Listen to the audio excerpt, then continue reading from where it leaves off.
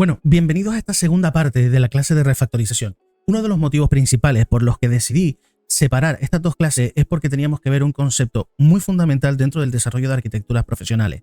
Hasta el momento, dentro de toda la formación que se ha dado siempre de nivel básico e intermedio, siempre se trata a los actores como los puntos principales de los cuales representan la unidad mínima del trabajo. Claramente, ¿por qué digo unidad mínima? Porque es verdad que en teoría todo el mundo dice que son los objetos, pero nadie los utiliza y deberían ser parte fundamental, sobre todo para ciertos aspectos que vamos a ir viendo a partir de ahora. Y esto es parte fundamental dentro de las arquitecturas eficientes y los motivos por los que muchas veces se generan muchísimos overhead dentro de las arquitecturas de nuestro sistema, sobre todo cuando nuestros sistemas escalan.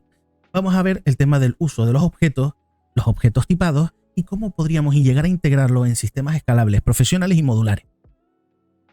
Primero que nada, lo que estábamos hablando, el tema de la falsa base dentro de un real. El actor realmente representa la representación dentro del mundo. Generalmente suele ser incluso la representación visual dentro del mundo, porque vamos a necesitar todo lo que el actor tiene adherido a nivel de componentes y sistemas, transformaciones, sistemas de replicación, componentes que tengan directamente adherido. ¿Qué pasa? Esto realmente pesa más en memoria, aunque no lo creamos, y esto puede llegar a generar un overhead cuando lo utilizamos muchas veces para ejecutar lógica pura. Los desarrolladores generalmente tienden a utilizar los actores incluso para lógicas que no lo necesitan y al final pues creamos ese acoplamiento y ese overhead innecesario. Generalmente todo parte del actor.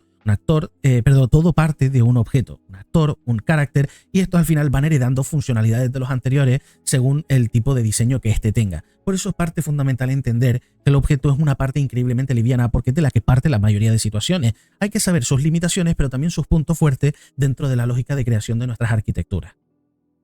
Al final, más no siempre es mejor. La utilización muchas veces de actores o componentes para lógicas puras que realmente representan eventos handle, sistemas que necesiten ejecutar una cierta lógica o encapsular, por ejemplo, un subsistema que no es más que un derivado de un objeto tipado directamente funcional para adherirse a un game instant, a un player controller, para que ejecute sus propios delegate y comunicación. En este caso, nosotros vamos a hacer un pseudocódigo en Blueprint que puede llegar a imitar, en este caso, para nuestros propósitos, el uso de subsistemas. ¿Por qué? Lo vamos a dejar preparado todo para que en un futuro esto lo podamos migrar a un subsistema de verdad, pero ahora va a utilizar un sistema muy parecido. Cuando nosotros creamos un subsistema, el sistema se inicia, construye los subsistemas y los adhiere directamente con sus eventos de inicialización, etc. Estos son bastante livianos, son incluso muy parecidos a nivel de ligereza de lo que podrían llegar a ser los objetos, porque principalmente están pensados para eso, para desacoplar esas lógicas del Game Instance y que este sea, por decirlo de alguna manera, el Game Instance un enrutador de todos los sistemas que tienen nuestros juegos aplicaciones. Si al final estos subsistemas viven dentro del Game Instance, nuestros objetos van a ser exactamente lo mismo.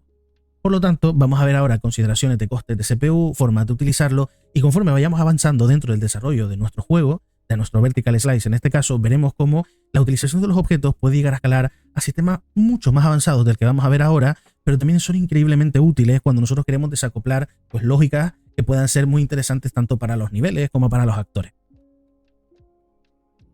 En este caso es justamente lo que estábamos hablando. Si necesito lógica, creo un objeto. Al final este no tiene transform, no tiene tick, vive en memoria generalmente y se vincula directamente con el garbage collection, como lo hace en este caso el sistema de subsistemas. Estos son muy útiles porque realmente su ocupación en memoria es mucho menor de lo que podría ocupar cualquier otro tipo de actor y con esto, sobre todo en usos intensivos, evitamos el overhead. Generalmente siempre hablo un poco de qué cosa utilizar en cada sitio y generalmente lo que también se ve mucho en formación es que para una cosa siempre tienes que utilizar una cosa, para otra cosa siempre tienes que utilizar otra. Cuando tú empiezas es normal que no te enseñen conceptos relativamente avanzados de dónde desacoplar cada cosa. ¿Qué es lo que pasa conforme va pasando el tiempo? Que se van generando malas manías dentro del desarrollo. Al final acabas utilizando a un actor o un componente para un montón de cosas que realmente no vas a utilizar. O el sistema de acoplamiento, que es el mayor problema que tiene realmente todas las cosas que se van creando. ¿Por qué?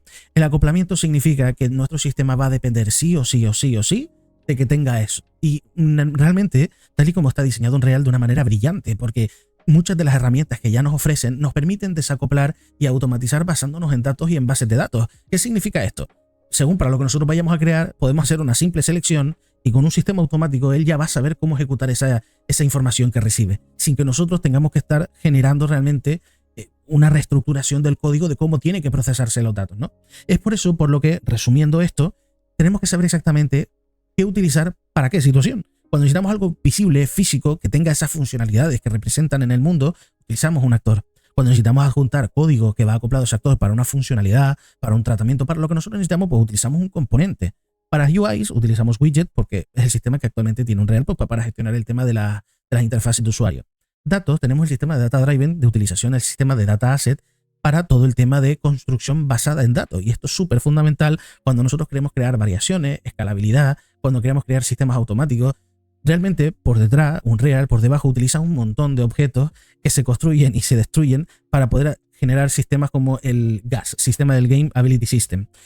Ahora mismo, claramente, no nos vamos a poner a desgranar sistemas tan complejos, pero sí es verdad que es muy importante entender la base de por qué se utilizan los objetos y por qué realmente es muy útil para diseñar cualquier tipo de sistema. Por lo tanto, claramente, como estoy poniendo aquí, la lógica pura para objetos es parte fundamental. Luego tenemos el tema de los objetos tipados, que es lo que vamos a hacer aquí. Como ya les he dicho, vamos a hacer un pseudocódigo para representar nuestros objetos como subsistemas con una mentalidad de futura migración a subsistemas reales dentro de C++. Por eso que nuestro sistema, el de guardado, el log system, que es el de registro, y el del widget developer, van a representar objetos que se construyen dentro del game instance y hacen la misma lógica que estaban haciendo, pero en este caso modularizada dentro de un objeto y comunicada a través de una librería. Y claramente estos tienen comunicación sin acoplamiento. Al final, los propios objetos tienen la capacidad de tener sus propias interfaces y sus propios delegates. Esto nos permite desacoplar la lógica, generar eventos, comunicar otros sistemas de lo que va pasando. Esto es parte fundamental del sistema de desacoplo, que también en general suelen tener los subsistemas.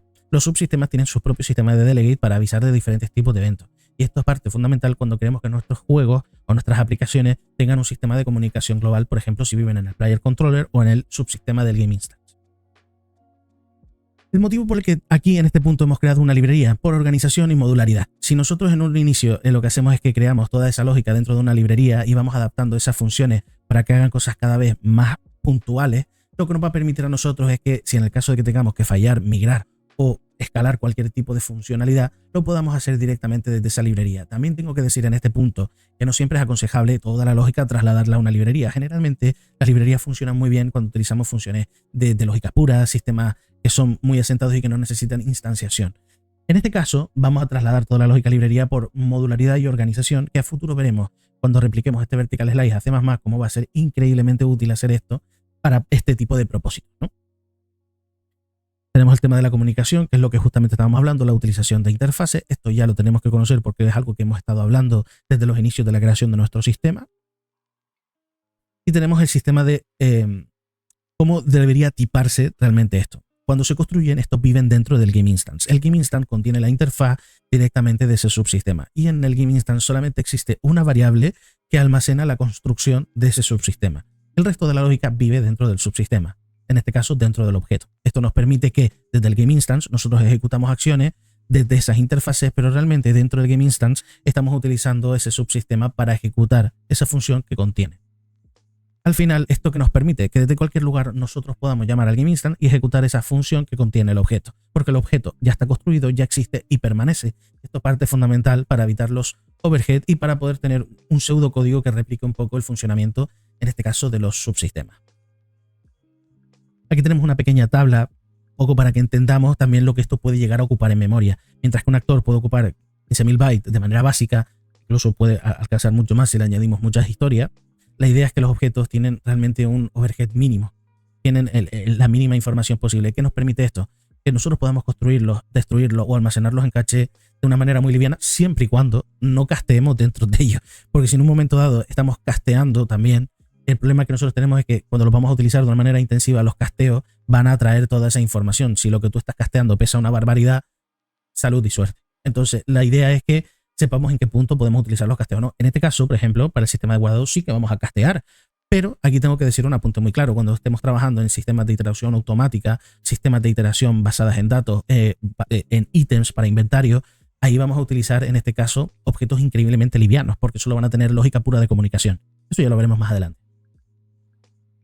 Claramente nuestros sistemas, como estamos diciendo, van a trabajar directamente basados tanto en la modularidad como en los sistemas dinámicos, es decir, que se puedan construir basados en los datos que reciben, en las dimensiones que tienen los arrays, en las bases de datos. Todo tiene que construirse por sí solo y tiene que adaptarse a la información que recibe. Y nosotros vamos aplicando lógica simplemente por categorías de objetos, por objeto en específico, por si tiene que generar eventos aparte.